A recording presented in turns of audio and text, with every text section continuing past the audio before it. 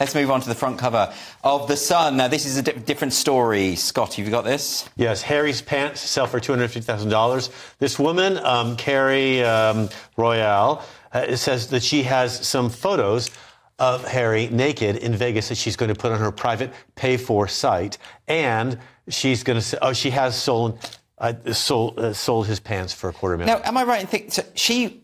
No, I don't want to commit libel here. She was a dominatrix. She was a dominatrix. Now she's a film producer, so you could say now she has non-dom status.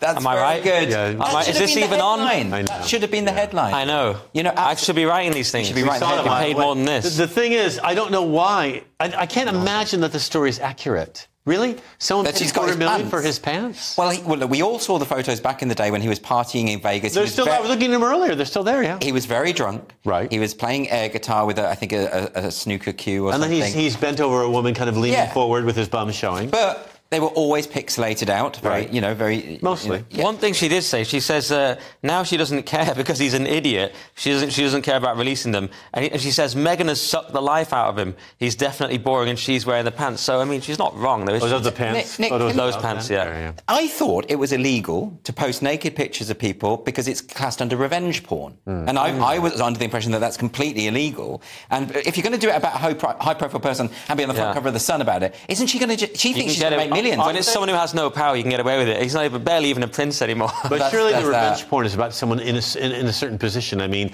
This wasn't a sexual situation. Right, exactly. Or was it? No. I mean, but you're right, when you're selling on your OnlyFans, it kind of becomes that, doesn't it? Looks kind of friendly. He was with naked strippers. I mean, if that's not sexual... Allegedly. I mean, it's hardly the teddy bear's picnic, is it? You've never hung out with naked strippers before? Come on. I haven't, Scott. It's the one thing I haven't done. You're asking a guy with a PhD in medieval poetry. Can I just ask as well, just one more point about this? It's quite interesting that she says the reason she's doing it is that in his autobiography, Spare, she didn't get mentioned. And she is a woman scorned, right? And the precedent of this is Edwina Currie, because when John Major wrote his autobiography and didn't mention her, she said, OK, I'm just going to tell everyone about our secret affair.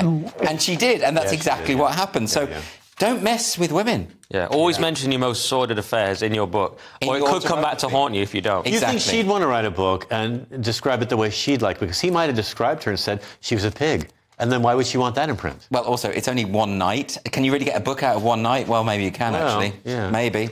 He was quite wild back in the day. If you suck it up, who knows what you can get away with.